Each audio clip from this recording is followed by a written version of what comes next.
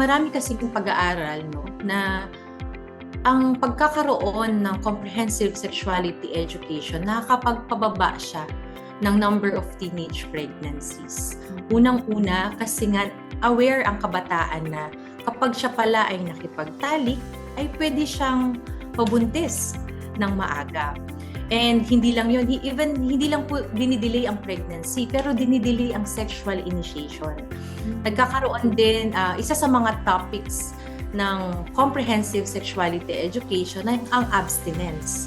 Ang abstinence po ay siya lang po ang 100% na form of contraception na wala na natural at wala pong side effects, no?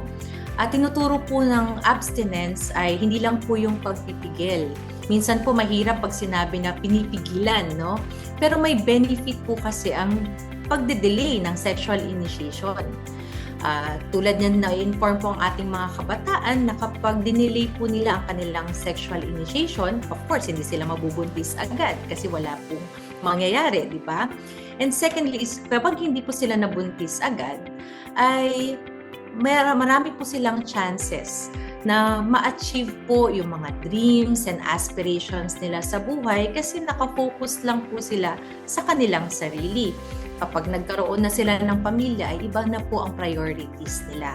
Kaya yun po ang importance ng prevention of or introducing abstinence po as part of the comprehensive sexuality education. And benefits po ng abstinence ay kailangan din talaga i-introduce sa kanila, no? Hindi po ito pagpipigil sa sexual rights po ng mga kabataan, kundi napakadami pong benefits nito sa isang individual.